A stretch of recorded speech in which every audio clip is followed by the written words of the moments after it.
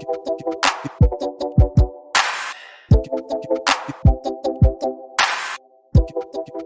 आज मैं आपको एक्सप्लेन करूंगी आयरन मैन के तीनों पार्ट्स। तो मूवी की स्टार्टिंग होती है अफगानिस्तान के बॉर्डर को दिखाते हुए। वहाँ पर यूएस आर्मी भी होती है जो कि किसी ऐसे आदमी का इंतजार कर रही होती है जो कि वेपन्स को डील करता था और उसका नाम था टोनी। फिर कुछ ही टाइम में हम देखते हैं कि टोनी वहाँ पर पहुँच जाता है। वहाँ पर टोनी उस आर्मी को एक मिसाइल दिखाता है और कहता है कि ये हम लोगों ने बनाया है। ये इतना ज्यादा खतरनाक है कि ये एक मिसाइल ही पूरी कंट्री को तबाह करने के लिए काफी है। और फिर वहाँ पर उसका एक्सपेरिमेंट किया जाता है। दरअसल टोनी यहाँ पर आर्मी से कोई डील करने आया था और इस डील से वो बहुत अमीर हो सकता था। उसके बाद वो यहाँ से चला जाता है, लेकिन तभी टोनी की कार पर कोई फायरिंग करने लगता है। वहाँ पर मौजूद सारी की सारी आर्मी टोनी को बचाने की कोशिश करती है, लेकिन वो लोग उन आर्मी को फायर करके मार देते हैं। टोनी अपनी जान बचाकर गाड़ी से बाहर तो आ जाता है, लेकिन उसके पास उसी की कंपनी का बॉम्ब पड़ा होता है जिसके फट जाने से वो काफी जख्मी हो जाता है। अब हमें एक दिन पहले का टाइम दिखाया जाता है जब टोनी को बेस्ट वेपन मेकर का अवार्ड मिला था। दरअसल जो कंपनी ये चला रहा था ये इसके फादर ने अपने दोस्त के साथ मिलकर बनाई थी, लेकिन जिस जगह अवार्ड दिया जा रहा था टोनी वहाँ पर मौजूद नहीं था, तो उसका अवार्ड कोई और रिसीव कर लेता है। अब अगर टोनी वहाँ पर नहीं था तो वो कहाँ पर था? वो था एक कैसीनो में। वहाँ पर वो आदमी आता है जिसने टोनी का अवार्ड लिया था। वो उसे उसका अवार्ड देता है तो वो कहता है कि यार मैं इसे कहाँ रखूंगा, मेरे घर में तो जगह ही नहीं है। वो अवार्ड वो लोगों को देकर वहाँ से चला जाता है। तभी वहाँ पर एक रिपोर्टर आती है और टोनी से कहती है कि क्या आप सेटिस्फाई हैं, क्या आप नए नए वेपन्स बना रहे हैं और वो इतने खतरनाक हैं कि किसी की भी जान ले सकते हैं, बल्कि पूरी कंट्री डिस्ट्रॉय कर सकते हैं। तो टोनी कहता है कि हाँ मैं सेटिस्फाई हूँ, क्योंकि अगर हम वेपन्स ना बनाएं तो लोग हमें ही मार डालेंगे। उसके बाद ये दोनों कुछ टाइम साथ स्पेंड करते हैं और फिर टोनी को बताया जाता है कि उसकी अफगानिस्तान के लिए फ्लाइट है और टोनी अपने प्राइवेट जेट से होता हुआ अफगानिस्तान आ जाता है। अब सीन शिफ्ट होता है प्रेजेंट टाइम की तरफ, जब टोनी बेहोश है और एक बैटरी से कनेक्टेड है। जब उसे होश आता है तो वह देख के काफी हैरान होता है कि मेरे साथ बैटरीज क्यों लगी हुई हैं। वो होश में आकर अपने साथ खड़े आदमी से पूछता है कि मेरे साथ ये क्या हो रहा है। तो वो आदमी उसे बताता है कि जब तुम्हारे साथ वो बॉम्ब एक्सप्लोड हुआ तो उसके कई पीसेस तुम्हारी बॉडी के अंदर चले गए। वो इतने छोटे पीसेस थे कि हम उनको बाहर नहीं निकाल सकते थे। अब इसका एक ही हल था कि हम उन पीसेस को तुम्हारे दिल के पास जाने से रोक सकें, तो इस वजह से हम ये इलेक्ट्रोमैग्नेटिक वेव्स यूज कर रहे हैं। तो तुम्हें घबराने की कोई जरूरत नहीं है। हमें पता चलता है कि टोनी को टेररिस्ट ने किडनैप कर रखा है और तभी वहाँ पर उन टेररिस्ट का लीडर आता है। वो टोनी से कहता है कि जानते हो मैंने तुम्हें किडनैप करके यहाँ पर क्यों बुलाया? मुझे तुम्हारा बनाया गया मिसाइल काफी पसंद आया और जैसा कि तुम जानते हो कि यूएस आर्मी ने हमारे बॉर्डर पर कब्जा कर रखा है, तो मैं चाहता हूँ कि सेम मिसाइल तुम हमारे लिए भी बनाओ और बस जैसे ही तुम मुझे मिसाइल दे दोगे तो मैं उन पर अटैक करके तुम्हें छोड़ दूंगा। तो टोनी कहता है कि हरगिज नहीं, ये तुम्हारी भूल है। तो टोनी के साथ खड़ा हुआ आदमी उसे कहता है कि नहीं ऐसा नहीं करो, तुम्हारे पास इसके अलावा और कोई सोल्यूशन नहीं है, क्योंकि ये एक ऐसा इलाका है जहाँ तुम्हारे साथी इवन आर्मी भी नहीं तुम्हें ढूंढ सकती। अब ये आदमी था कौन? दरअसल ये आदमी भी वेपन्स बनाया करता था और इन्हें भी यही लोग लेकर आए थे यहाँ पर। अब टोनी और वो डिसाइड करने लगते हैं कि यहाँ से बाहर कैसे निकला जाए। हालांकि यहाँ से बाहर जाना लग तो इम्पॉसिबल रहा था, लेकिन वो फिर भी ट्राई करना चाहते थे। वो आदमी कहता है कि मुझे अपनी फैमिली के पास जाना है। तो टोनी कहता है कि मेरी कोई फैमिली नहीं, बस एक ड्राइवर और एक सेक्रेटरी है। तो वो दोनों सोचते हैं कि हम कोई ऐसा ड्रेस बनाएंगे जो कि बुलेट प्रूफ हो, ताकि जब हम लोग बाहर निकले और वो हम पे शूट करें तो हम पे कोई असर ना हो और हम फौरन से भाग जाएं। वो आदमी टोनी को बताता है कि तुम्हारी बॉडी में जो इलेक्ट्रोमैग्नेटिक वेव्स हैं उनको सिर्फ वही बैटरी कंट्रोल कर सकती है जो मैंने तुम्हारी बॉडी के साथ कनेक्ट की थी। अब उसको ढूंढना होगा ताकि उसको यूजफुल बनाकर हम यहाँ से बाहर जा सकें, लेकिन उस सूट के लिए इनको बहुत हाई पावर्ड बैटरी चाहिए थी जो कि सूट को रन भी कर सकती। दूसरी तरफ लीडर को तो यही लग रहा होता है कि शायद ये लोग मेरे लिए वो मिसाइल बना रहे हैं, तो वो उसको मटेरियल भी देता रहता है, क्योंकि वो नहीं जानता होता कि मिसाइल बनाने के लिए क्या क्या मटेरियल चाहिए। लेकिन जल्द ही जब वो सूट तैयार होता है तो इस बात की खबर उस लीडर तक भी पहुंच जाती है। उसे बहुत गुस्सा आता है और वो उस आदमी को जो कि टोनी के साथ इस सूट बनाने में हेल्प कर रहा था काफी इंजर्ड कर देता है। टोनी अपना वो सूट पहनता है और उसमें सारा सिस्टम डाउनलोड करता है। उसमें वो पावर भी ले आता है और वहाँ पर मौजूद सब लोगों को मारने लगता है और उस केव से बाहर आ जाता है अपना वही ड्रेस पहनकर। टोनी वहाँ से निकलकर सारे वेपन्स डिस्ट्रॉय करता है और अपने ड्रेस में ही मौजूद रॉकेट लॉन्चर से वहाँ से फ्लाई कर जाता है। अब वो गिरता है एक डेजर्ट में, जहाँ पर उसकी टीम उसे ढूंढ लेती है और वापस उसी जगह पर ले आती है जहाँ पर वो लोग रहा करते थे। वहाँ पर टोनी के फादर के फ्रेंड भी होते हैं जिन्होंने उनके साथ मिलकर ये वेपन कंपनी खोली थी। टोनी कहता है कि मैं लाइव आना चाहता हूँ और मीडिया के सामने प्रेस कॉन्फ्रेंस भी करना चाहता हूँ। अब हम देखते हैं कि टोनी पूरे मीडिया से बात कर रहा होता है। वो कहता है कि मुझे अफगानिस्तान के लोगों ने किडनैप कर लिया। उन्होंने मुझसे डिमांड की कि मैं उनको भी वेपन्स बना कर दूं। मैंने ये सोचा है कि मेरे वेपन्स इतनी प्रॉब्लम्स क्रिएट कर रहे हैं और वो लोग भी मेरे वेपन्स को हासिल करके जंग करना चाहते हैं, वॉर करना चाहते हैं, और मैं ये सब नहीं चाहता। इसलिए मैं अपनी कंपनी बंद कर रहा हूँ, और एटलीस्ट अगर कंपनी बंद ना बिकी तो मैं ऐसे वेपन्स कभी नहीं बनाने वाला। तो वो आदमी जो टोनी के फादर का फ्रेंड था, वो सारे लोगों से कहता है कि नहीं नहीं, ऐसी बात नहीं है। टोनी बेचारा अभी अपनी जान बचा कर आया है और ये सेंसेस में नहीं है। ये भी उदास है, इसलिए बहकी बहकी बातें कर रहा है। ऐसा कुछ नहीं होने वाला। टोनी वहाँ से चला जाता है और वो आदमी भी टोनी के पीछे पीछे आता है। वो टोनी से कहता है कि आखिर हुआ क्या, तुम अफगानिस्तान से कैसे बचकर निकले और तुम्हें उन लोगों ने क्यों किडनैप किया था। तो टोनी उसे सारी बात बता देता है और ये भी बताता है कि मैंने एक आयरन सूट बनाया था जिसकी हेल्प से मैं बाहर निकला। क्या तुम भी देखना चाहोगे? तो वो आदमी कहता है कि हाँ हाँ, क्यों नहीं। तो टोनी अपनी शर्ट खोलता है और अपनी चेस्ट पर वो दिखाता है, यानी उस आयरन सूट का कुछ हिस्सा। वो आदमी ये चीज देख के कहता है कि ये तो लाजवाब है, हमें इस पर और काम करना चाहिए और पूरी दुनिया के सामने लाना चाहिए। हम इससे काफी अमीर हो सकते हैं और इससे हमें काफी प्रोग्रेस मिल सकती है। लेकिन टोनी नहीं मानता और फिर जाता है अपनी सेक्रेटरी के पास। वो उससे कहता है कि मेरी चेस्ट में जो टूल लगा हुआ है, मैंने इससे ज्यादा एडवांस टूल बना लिया है, उसे प्लीज उसके साथ चेंज कर दो। तो वो लड़की टोनी से पूछती है कि ये क्या करता है। तो टोनी उसे बताता है कि मेरी बॉडी में कुछ मेटल पीसीज हैं, ये उनको मेरे दिल तक जाने से रोकता है और मेरी बॉडी में और ज्यादा पावर और एनर्जी बनाता है। दूसरी तरफ डेजर्ट में उन अफगानिस्तान के टेररिस्ट को उस सूट के कुछ पार्ट्स मिल जाते हैं, जिसे वो लोग जोड़कर पता लगा लेते हैं कि असल में चीज क्या है। और उधर टोनी भी एक नए ड्रेस बनाने की कोशिश में होता है। उसने उस ड्रेस में और ज्यादा अच्छे रॉकेट लॉन्चर्स लगा रखे थे जो उसे उड़ने में मदद देने वाले थे। अब वो अपनी ड्रेस में लगे सिस्टम को ऑर्डर देता है कि मुझे और ऊपर उड़ाओ, लेकिन जब वो काफी ज्यादा ऊपर पहुंच जाता है तो उसके ड्रेस में बर्फ जमने लगती है सर्दी की वजह से, और उसके सिस्टम में एरर आ जाता है और वो नीचे आकर गिरता है।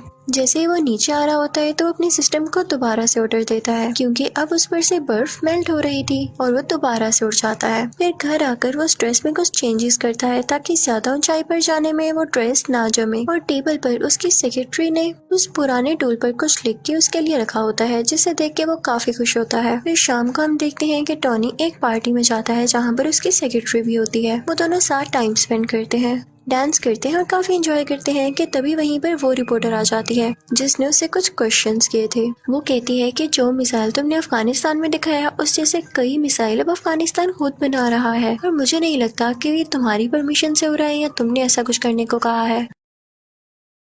टोनी एकदम बहुत गुस्से में आ जाता है और उसे लगता है कि हो ना हो ये काम उसी आदमी का है जो कि उसके फादर का दोस्त था, यानी उस कंपनी का शेयर पार्टनर। टोनी सीधा उस आदमी के पास जाता है और उससे पूछता है क्या वाकई में तुमने वो मिसाइल वहाँ पर भेजा है। तो वो कहता है कि हाँ, मुझे ऐसा करना पड़ा। तो टोनी कहता है क्या तुम्हें पता भी है वहाँ पर जो टेररिस्ट हैं वो लोगों को कितना मार रहे हैं, और तुमने उन्हीं टेररिस्ट की मदद कर दी। हमारी कंपनी ऐसे काम नहीं करती। लेकिन वो उसकी एक नहीं सुनता। फिर टोनी घर आ जाता है और खुद ही कुछ करने का ट्राई करता है। टोनी अपने ड्रेस को बहुत एडवांस बना लेता है। उसमें उसने हर तरह की टेक्नोलॉजी यूज कर दी थी जो कि फायर भी कर सकती थी और छोटे छोटे रॉकेट्स भी शूट कर सकती थी। टोनी फौरन से वो ड्रेस पहनकर अफगानिस्तान जाता है। वहाँ पर जाकर वो सब आदमियों से लड़ता है, इवन उन टेररिस्ट के लीडर से भी, और फिर अपने ड्रेस से एक छोटा सा रॉकेट वहाँ पर छोड़ता है जिससे वो जगह डिस्ट्रॉय हो जाती है। वहाँ की एयरफोर्स को भी पता चल जाता है कि यहाँ पर कोई एक्सप्लोजन हुआ है, लेकिन वो आयरन मैन को ढूंढ ही नहीं पाते। फिर टोनी अपने उस दोस्त को कॉल करता है जो कि इसे अवार्ड देने कैसीनो आया था। वो अपने दोस्त से कहता है कि मैं ही हूँ जिसने ये सारा ब्लास्ट किया है, तो प्लीज तुम इस मैटर का ख्याल रख लेना। फिर जब उससे पूछा जाता है कि ये अटैक्स किसने किए, तो वो कहता है कि हो सकता है कई दुश्मनों ने मिलकर ये अटैक किया हो, यानी वो ये बात टोनी पर नहीं आने देता। अब जब टोनी के फादर का दोस्त ये बात सुनता है तो उसे बड़ी हैरानी होती है कि ऐसे कोई अटैक करके गायब हो सकता है। वो फौरन से अफगानिस्तान जाता है और वहाँ के टेररिस्ट से बात करता है। तो वो टेररिस्ट कहते हैं कि हम जान चुके हैं कि काम किसका है, लेकिन हम तब तक खामोश हैं जब तक हम पूरी बात का न पता लगा लें। ये आयरन मैन ही है, क्योंकि हमें डेजर्ट से उसके ड्रेस के कुछ पार्ट्स मिले हैं। वो टेररिस्ट उस आदमी से कहते हैं कि अगर तुम हम लोगों को पैसे दे दो तो मैं सूट का डिजाइन तुम्हें बता सकता हूँ। लेकिन टॉनी के फादर का दोस्त ऐसा नहीं करता, बल्कि उन लोगों को डरा धमका कर वो ड्रेस अपने साथ ले आता है। टॉनी को पता चल जाता है कि उसका पुराना ड्रेस किसी ने चुरा लिया है। वो फौरन से अपनी सेक्रेटरी के पास जाता है और उसे कहता है कि कैसे भी करके मुझे उसको रोकना होगा कि कहीं ये सारी इन्फॉर्मेशन लीक ना हो जाए और वो मेरा नाम, मेरी आइडेंटिटी यूज करके हर जगह तबाही फैलाए। अब टॉनी की सेक्रेटरी उस आदमी के ऑफिस जाती है, यानी वही आदमी जो टॉनी के फादर का दोस्त है। वो सारी इन्फॉर्मेशन उसके कंप्यूटर से कॉपी करने लगती है और साथ ही साथ उसे ये भी पता चलता है कि यही वो आदमी था जिसने टॉनी को किडनैप करवाया था उन टेररिस्ट से, क्योंकि ये नहीं चाहता था कि टॉनी का इस कंपनी में जरा सा भी शेयर हो। ये सुन के वो काफी हैरान होती है और वहाँ से जाने ही वाली होती है कि तभी वहाँ पर वही आदमी आ जाता है जिसके कंप्यूटर से वो डेटा चुरा रही थी, लेकिन उसे बातों में लगा के वहाँ से चली जाती है। अब वो आदमी भी इतना कोई इनोसेंट नहीं था, उसे पता चल जाता है कि ये लड़की मेरे कंप्यूटर से सारा डेटा चुरा गई है। जब वो लड़की सारी इन्फॉर्मेशन लेके वहाँ से निकल रही होती है तो एक आदमी आता है और कहता है कि आप टॉनी को जानती है ना, कि आप टॉनी से मेरा इंटरव्यू करा देंगी, मुझे उससे कुछ सवालात पूछने हैं, कुछ क्वेश्चनिंग करनी है। और दूसरी तरफ टॉनी के फादर के फ्रेंड को भी अजीब अजीब फील हो रहा होता है, क्योंकि वो जानता था कि टॉनी अब कितना पावरफुल है और उसे पता चल चुका है कि इस सारी गेम के पीछे मेरा ही हाथ है। उस आदमी ने कुछ साइंटिस्ट को ऑर्डर दिया होता है वही टूल बनाने के लिए जो कि टॉनी की चेस्ट में था। लेकिन हैरानी वाली बात यह है कि जो टूल ये बनवा रहा था उसका साइज काफी बड़ा था, लेकिन उसको कंप्लीट होने में भी टाइम था। तो ये जाता है टॉनी के घर काफी गुस्से में। वो टॉनी की बॉडी को डीएक्टिवेट करके उसकी चेस्ट में से वो टूल, यानी जो उसका हार्ट था, वो ले जाता है, जिसकी वजह से टॉनी बहुत डाउन फील करने लगता है और उसके बगैर वो ज्यादा देर जिंदा रहने वाला नहीं था। कि तभी टॉनी को याद आता है कि उसकी सेक्रेटरी ने उसे एक पुराना टूल भी दिया था। वो फौरन से उसको लगा लेता है और अपना ड्रेस दोबारा से अपनी बॉडी पर ले आता है। अब टॉनी के फादर का फ्रेंड तो टॉनी का वो टूल लेके जा चुका था। उसने अपने पास काफी बड़ा आयरन जायंट बना रखा था जिसका वो नाम रखता है आयरन मॉन्गर। वो आदमी वो टूल जो टॉनी की चेस्ट से निकाला गया था उसके अंदर डाल देता है, जिससे वो एक्टिवेट होने लगता है। उसमें कई पावर्स आ जाती हैं। लेकिन इतनी ही देर में असली आयरन मैन भी वहाँ पर पहुंच चुका था और अब इन दोनों में काफी ज्यादा फाइट होती है। अब वो दोनों लड़ते लड़ते रोड पर आ जाते हैं। तभी आयरन मैन को याद आता है कि अभी तक ये सूट पूरी तरह ठीक नहीं हुआ, यानी अभी भी कई ज्यादा हाइट पर जाकर फ्रीज हो जाएगा। वो फौरन से ऊपर उड़ने लगता है ताकि आयरन मॉन्गर भी उसका पीछा करे। और जब वो लोग बहुत ऊपर पहुंच जाते हैं तो आयरन मॉन्गर का ड्रेस जमने लग जाता है, फ्रीज होने लग जाता है और वो अजीब सा हो थोड़ा डल होके नीचे गिरने लगता है। लेकिन तभी नीचे आते ही वो दोबारा से एक्टिवेट हो जाता है और वो आयरन मैन पर अटैक करने लगता है। अब ये दोनों पता है कहाँ आकर गिरते हैं? उसी लैब पर जहाँ पर ये बहुत बड़ा टूल बनाया जा रहा था। इस टूल को उसी आदमी के साइंटिस्ट बना रहे थे जो टॉनी के फादर का फ्रेंड था। अब आयरन मैन अपनी सेक्रेटरी को फौरन से कहता है कि तुम ये टूल एक्टिवेट कर दो, मैं यहाँ से फौरन से भाग जाऊंगा और इसका सारा का सारा इफेक्ट इस आयरन मॉन्गर पर हो जाएगा, क्योंकि ये नहीं जानता होगा कि टूल स्टार्ट होने वाला है। वो लड़की ऐसा ही करती है। उसमें काफी ज्यादा रेज निकलती हैं जो कि आयरन मॉन्गर के गिर्द आ जाती हैं और इन रेज की वजह से आयरन मॉन्गर मारा जाता है। अब अगले दिन हम देखते हैं कि टॉनी की प्रेस कॉन्फ्रेंस होती है और सारे उसे क्वेश्चन कर रहे होते हैं कि क्या आप ही हो आयरन मैन? तो उसके पास एक आदमी आता है और कहता है कि नहीं, आपने ये नहीं कहना, आपने ये कहना है कि उसमें आपका बॉडीगार्ड था और उन दोनों में आपस में कोई पर्सनल इश्यूज की वजह से लड़ाई हो रही थी और आपके फादर के फ्रेंड भी नेचुरल डेथ मरे। लेकिन टॉनी वो स्क्रिप्ट उठा के सब लोगों के सामने चला जाता है। तभी उसका दोस्त उसके कान में कहता है कि जो भी बात सच है वही बोलिएगा। आयरन मैन सबके सामने बोल देता है, आई एम आयरन मैन। यानी अब सबको पता चल चुका था कि असली आयरन मैन टॉनी ही है। और इसी के साथ आयरन मैन पार्ट 1 यही खत्म हो जाता है। तो अब मैं आपको एक्सप्लेन करूंगी आयरन मैन पार्ट 2। अब जहाँ पर पार्ट 1 का एंड हुआ था वहीं से पार्ट 2 स्टार्ट होता है। वही न्यूज के टॉनी ने ये एक्सेप्ट कर लिया है कि वही आयरन मैन है। किसी के टीवी पर चल रही होती है और जो आदमी इसको देख रहा होता है उसका नाम इवैन होता है। ये न्यूज देखते ही इवैन के फादर की डेथ हो जाती है। तो इवैन कहता है कि मैं आयरन मैन से बदला लेके जरूर रहूंगा। तो वो भी एक छोटा सा टूल तैयार करता है जिससे वो अपना ड्रेस बनाने वाला था, क्योंकि वो आयरन मैन से फाइट करने लगा था।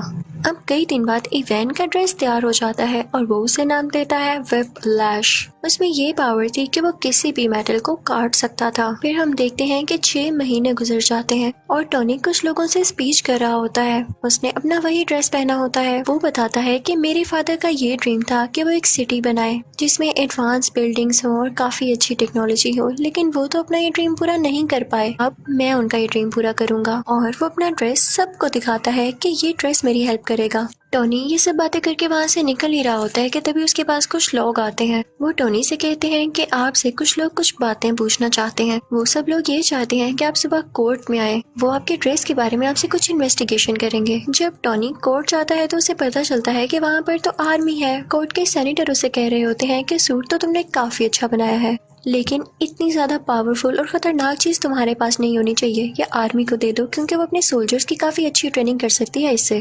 तो टोनी कहता है कि नहीं, वो ड्रेस मैंने बनाया है, मेरी मेहनत लगी है उसमें, मैंने उस पर कई एक्सपेरिमेंट्स किए और मुझे ही उसको यूज करना आता है। वो मेरा ड्रेस है और मैं ही आयरन मैन हूँ। No one can be Iron Man. कोई आयरन मैन नहीं बन सकता मेरे अलावा। वहाँ पर टोनी का वही ब्लैक दोस्त भी होता है, लेकिन इस पार्ट में उसका फेस चेंज है, यानी किसी और को टोनी का दोस्त बना दिया गया है, लेकिन कैरेक्टर वही है। वो भी सेम बात कहता है कि मुझे ये कहना पड़ रहा है कि ये ड्रेस वाकई बहुत डेंजरस है और ये आर्मी के पास होना चाहिए, लेकिन फिर भी टोनी नहीं मानता। फिर वहाँ पर एक वेपन एक्सपर्ट भी आता है जो कि सेम बात बोलता है, लेकिन टोनी कहता है कि मैं तुम लोगों में से किसी की बात नहीं सुनने वाला। टोनी उन सब से कहता है कि मैं जानता हूँ आप लोगों को ऐसा करने के लिए किसने कहा है। इनफैक्ट वो आदमी इसलिए चाहता है कि आप लोग मेरा ड्रेस ले लें क्योंकि वो खुद ऐसा ड्रेस नहीं बना पा रहा। उसने मेरी कॉपी करके कई ज्यादा ड्रेसेस बनाए हैं, लेकिन वो उस काम के नहीं जो कि मेरा ड्रेस है। तो आप लोग उसकी बातों में क्यों आ रहे हैं? मैं आपको प्रूफ्स भी दिखाता हूँ। और टोनी फिर उनको प्रूफ्स भी दिखाने लगता है कि वाकई वो आदमी कैसा है। वो कहता है कि इतना बड़ा वेपन मेकर मेरी ड्रेस को कंट्रोल ही नहीं कर पा रहा, तो आप लोग कैसे कर पाएंगे? इसे सिर्फ मैं चला सकता हूँ और मैं जानता हूँ ये किसी को नुकसान नहीं देगा। सबको उसकी बात अच्छी लगती है और फिर वो वहाँ से चला जाता है। दूसरी तरफ हम देखते हैं कि इवैन अपना व्हिपलैश ड्रेस कंप्लीट कर चुका होता है और अब वो चाहता था कि वो डायरेक्ट जाकर आयरन मैन से लड़ाई करे। दूसरी तरफ टोनी भी अपने ड्रेस को चेक कर रहा होता है। उसके ड्रेस में एक ऐसा कोर होता है जो कि सबसे ज्यादा यूजफुल था, लेकिन यूजफुल होने के साथ साथ वो काफी खतरनाक भी था। उसकी वजह से टोनी की बॉडी में काफी पॉइजन फैल रहा था। उसी दौरान टोनी इस सोच में भी पड़ जाता है कि अगर मुझे कुछ हो गया तो कंपनी का क्या होगा।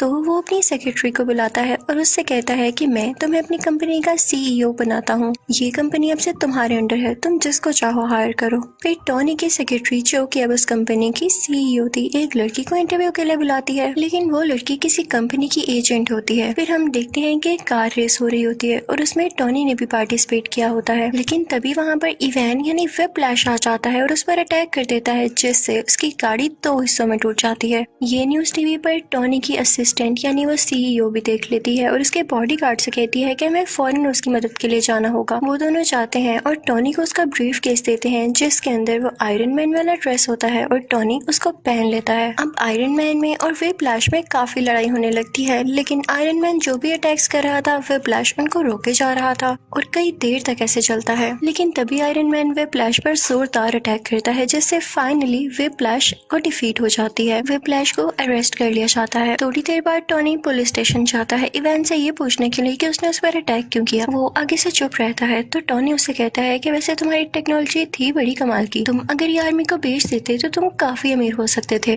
और ये कह के वो वहाँ से चला जाता है। फिर हम देखते हैं कि एक और आदमी आता है जो कि सेम टू सेम इवैन के जैसा था, इवन उसका यूनिफॉर्म भी। वो दरअसल जेल में इसलिए भेजा गया था ताकि उसको मरवाकर लोगों को ये शो किया जा सके कि इवैन मर चुका है। और एक आदमी जो कि बहुत बड़ा गैंगस्टर था असली इवैन को रेस्क्यू कर लेता है, वहाँ से निकलवा लेता है। सबको यही लग रहा था कि इवैन मारा जा चुका है क्योंकि उन्होंने वहाँ पर ब्लास्ट करवा के नकली इवैन को मरवा दिया था।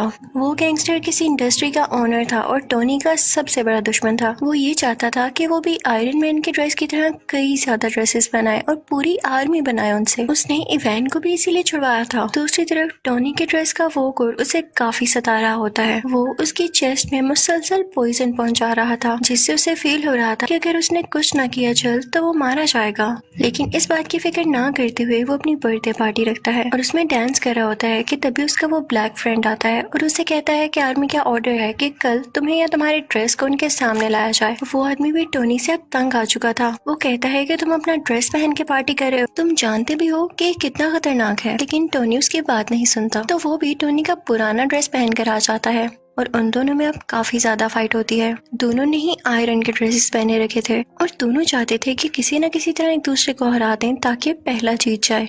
अब दोनों अपने अपने हाथ से लेजर निकालने लगते हैं और एट अ टाइम लेजर निकलने से दोनों लेजर्स आपस में टकरा जाती हैं और बहुत बड़ा ब्लास्ट होता है। जहाँ पर ब्लास्ट होता है और टोनी की बर्थडे पार्टी हो रही होती है वो जगह कोई और नहीं बल्कि टोनी की कंपनी होती है। अब वहाँ से टोनी का पुराना ड्रेस लेके वो ब्लैक फ्रेंड तो चला जाता है, लेकिन टोनी वहीं पर नशे की हालत में होता है। फिर हम देखते हैं कि एक आंख वाला आदमी टोनी के पास आता है और उससे कहता है कि तुम्हारे फादर क्या क्या करना चाहते थे और तुम क्या कर रहे हो, तुम नशा करके इधर उधर फिरते रहते हो। तो टोनी कहता है कि अपनी जुबान बंद रखो, तुम होते कौन हो ऐसे बोलने वाले। तो वो आदमी कहता है मैं तुम्हारे बारे में सब कुछ जानता हूँ, वो लड़की जो तुम्हारी कंपनी में इंटरव्यू देने आई थी वो कोई और नहीं बल्कि मेरी ही सीक्रेट एजेंट है और तुम्हारी सारी बातें सारी रिपोर्ट्स ये मुझे देती रही है। फिर वो आदमी ये भी कहता है कि मैं ये नहीं चाहता कि तुम्हारा कोई नुकसान हो,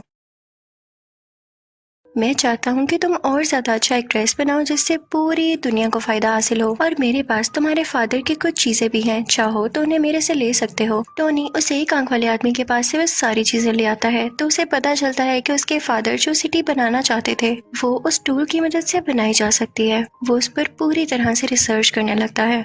वहाँ पर उसको कोर का पूरा डिजाइन भी नजर आ जाता है। वो उस पर थोड़ी सी और रिसर्च करता है और काफी चेंजेस करने के बाद बहुत ही ज्यादा एडवांस टूल बना लेता है और फिर उसी टूल से वो एक नया ड्रेस तैयार करता है जिसको वो नाम देता है मार्क 6। और साथ ही उसे इवेंट की कॉल भी आती है जो कहती है कि मैंने तुम्हारे दुश्मन के साथ मिलकर एक काफी अच्छा ड्रेस तैयार कर लिया है। मैं वेट करूंगा उस दिन का जब तुम और मैं आमने सामने होंगे और देखते हैं कि कौन जीतता है। मैं आप लोगों को राज बताती हूँ कि इन लोगों ने वो ड्रेस किस तरह से तैयार किया। टोनी का वो पुराना ड्रेस जो कि टोनी का दोस्त आर्मी के पास लेके आया था, उस ड्रेस में इवान ने और टोनी के दुश्मन ने कुछ चेंजेस किए और उसको और ज्यादा एडवांस बना दिया कुछ टेक्नोलॉजीज की मदद से, जो कि बहुत सारी वॉर्स लड़ सकता था और फाइट कर सकता था। अब दूसरी तरफ टोनी का दुश्मन लोगों से स्पीच कर रहा होता है कि मैंने आयरन सोल्जर्स बनाए हैं क्योंकि अब आयरन आर्मी का दौर है। दूसरी तरफ टोनी को भी पता चल जाता है कि इवान किसी के साथ सच्चा नहीं है, तो वो जाता है अपने उसी दुश्मन के पास, उसी इंडस्ट्री के ओनर के पास और उसे जाके कहता है कि इवान तुम्हारे साथ धोखा करेगा, वो तुम्हारी सारी आर्मी को अपने कब्जे में कर लेगा और वो सिटी पर अटैक कर देंगी। और ऐसे ही होता है। इवेंट देखते ही देखते सब सूट्स को अपने काबू में कर लेता है और उस वॉर मशीन को भी, जो कि इन लोगों ने नई टेक्नोलॉजीज के साथ तैयार की थी। वही ड्रेस जो कि टोनी का पुराना ड्रेस था। टोनी उस इंडस्ट्री के ओनर से कहता है कि मैंने कहा था ना, जाओ अब अपने सोल्जर्स को कंट्रोल करो, लेकिन अब बहुत देर हो चुकी थी। तो वो सीक्रेट एजेंट वहाँ पर पहुँचती है जहाँ पर इवान इन सारे आयरन सोल्जर्स को कंट्रोल कर रहा होता है, लेकिन वो सारे के सारे अपना कंट्रोल खो चुके थे। तभी वहाँ पर आता है टोनी जो कि अब आयरन मैन बन चुका था। वो आते ही अपनी पावर्स का यूज करता है और सारे आयरन सोल्जर्स को मार गिराता है, लेकिन तभी उसके सामने आ जाता है व्हिप्लैश जो कि ज्यादा स्ट्रॉन्ग हो गया था अपने उसी ड्रेस में। टोनी यानी आयरन मैन उस पर अटैक करने लगता है, लेकिन अब उस पर कुछ असर नहीं हो रहा था क्योंकि व्हिप्लैश अब काफी स्ट्रॉन्ग हो चुका था और अब वो जानता था कि आयरन मैन का मुकाबला कैसे करना है। तभी टोनी को याद आता है कि जब उसकी और उसके ब्लैक फ्रेंड की लेजर आपस में टकराई थी तो बहुत बड़ा ब्लास्ट हुआ था। वो अपने उस फ्रेंड से कहता है कि हम वो एक्सपेरिमेंट दोबारा से करते हैं। अब वो दोनों ऐसे ही करते हैं और वहाँ पे काफी बड़ा ब्लास्ट होता है। व्हिप्लैश वहीं पर मारा जाता है।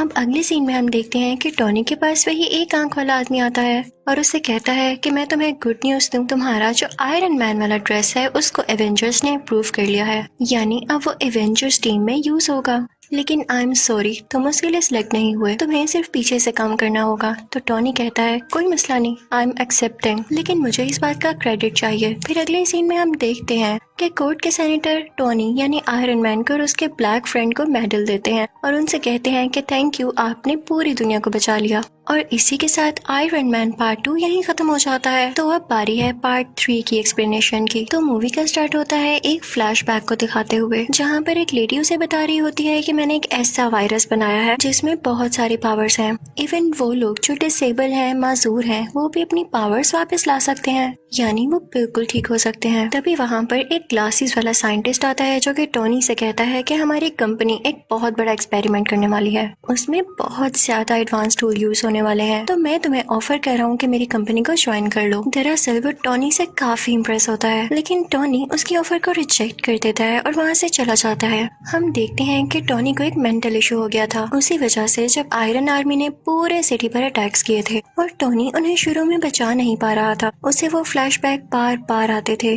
और इसी को लेके वो काफी सैड और बुरा फील किया करता था। लेकिन उसका दोस्त उसे हौसला देता है। आयरन मैन सोचता है कि अगर उन लोगों ने दोबारा से अटैक कर दिया तो मैं क्या करूंगा। इसके लिए वो आयरन मैन की पूरी टीम बना देता है और वो उस टीम का नाम रखता है आयरन लीजन। अब हमें पता चलता है कि पूरी कंट्री में दोबारा से अटैक्स हो रहे हैं और वो कोई और नहीं बल्कि मैंड्रिन नाम का एक आदमी करवा रहा है।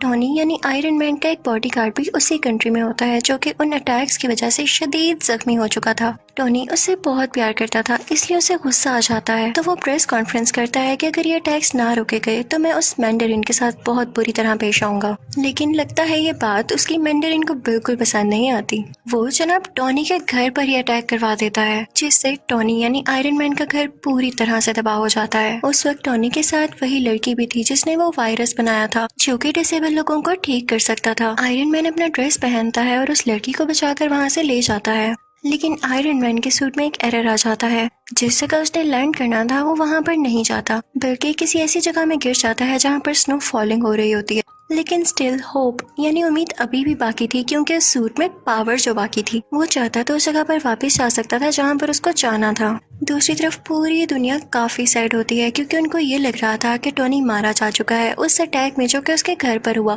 क्योंकि उसके बाद टोनी किसी को दिखाई जो नहीं दिया। आयरन मैन जिस विलेज में गिरा था वहाँ पर उसे एक बच्चा दिखाई देता है, वो उससे कई बातें करने लगता है क्योंकि वो बच्चा उसको काफी इनोसेंट लगता है। टोनी देखता है कि वो विलेज भी तबाह हो चुका है और सेम उसी तरीके से ये तबाह हुआ है जिस तरीके से टोनी के घर पर अटैक किया गया, तो वो समझ जाता है कि जरूर इसके पीछे मैंडरिन का ही हाथ है। अब वो सारे केस पर रिसर्च करने लगता है।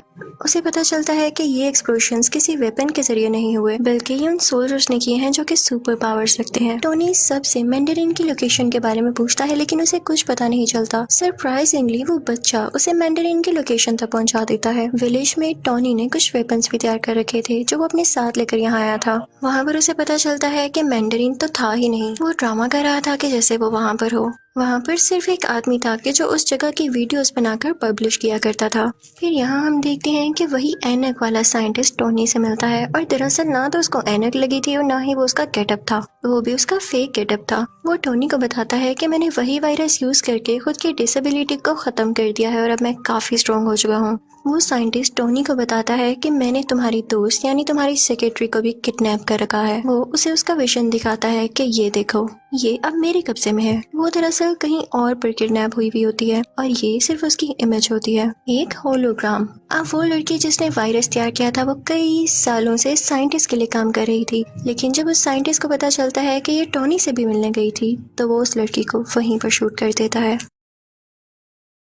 हम देखते हैं कि वो साइंटिस्ट काफी अच्छी टेक्नोलॉजी यूज करता था जिसकी वजह से उसकी लोकेशन कोई भी ट्रैक नहीं कर पाता था। वहाँ पर वॉर मशीन भी होती है जो कि टोनी का फ्रेंड चला रहा होता है, यानी वही आयरन सूट जो वो लेकर भागा था। लेकिन अब उस ड्रेस का नाम चेंज कर दिया गया था और ये उसी साइंटिस्ट ने किया था। दरअसल वो टोनी को ये बताना नहीं चाहता था कि ये वही ड्रेस है। वो उस ड्रेस को यानी वॉर मशीन को अपने पास ले आता है, लेकिन टोनी भी काफी पावरफुल था। वो वहाँ से जान छुड़ाकर भाग चुका था क्योंकि उसे मैंडरिन की लोकेशन का पता लगाना था। इसी दौरान टोनी को पता चलता है कि वो साइंटिस्ट वो एडवांस ड्रेस चुराकर यूएस के प्रेसिडेंट को मारना चाहता है और इसके लिए उसे कुछ भी करके उसे रोकना होगा। और इसी पर्पस के लिए वो साइंटिस्ट वहाँ पर पहुँच जाता है जहाँ पर वो प्रेसिडेंट होते हैं जो कि किसी और कंट्री जाने के लिए तैयार हो रहे थे। वो उसे किडनैप कर लेता है और अपनी सीक्रेट लोकेशन पर ले आता है जहाँ पर कोई नहीं पहुँच सकता था। लेकिन टोनी वहाँ पर पहुँच ही जाता है क्योंकि उसकी हेल्प की थी उस छोटे बच्चे ने और टोनी था भी बहुत टैलेंटेड। टोनी वहाँ पर जाकर सारे बाकी पैसेंजर्स को भी बचा लेता है, लेकिन जब बारी आती है प्रेसिडेंट को बचाने की तो इतनी ही देर में वो साइंटिस्ट उसे लेकर वहाँ से जा चुका होता है और वो नाकाम रह जाता है प्रेसिडेंट को बचाने में।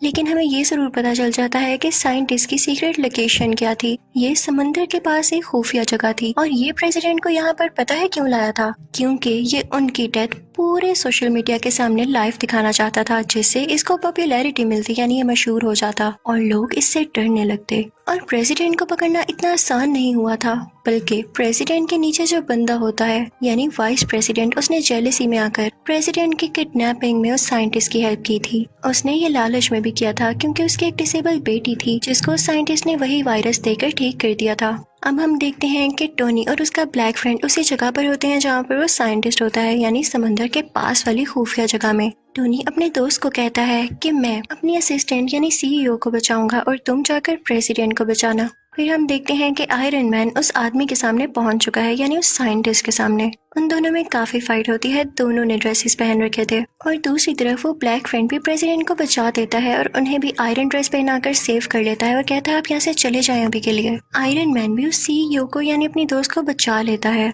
लेकिन बचाते बचाते वो नीचे गिर जाती है जहाँ पर बहुत ज्यादा आग लगी होती है। टोनी यानी आयरन मैन डर जाता है कि ये तो जल जाएगी अब, लेकिन एक मजे की बात ये थी कि उस साइंटिस्ट ने इसके अंदर भी वो वायरस इंजेक्ट कर रखा था, जिसकी वजह से उसे आग से कुछ नहीं होता और वो ठीक हो जाती है। ये तो इनके लिए प्लस पॉइंट हो गया था।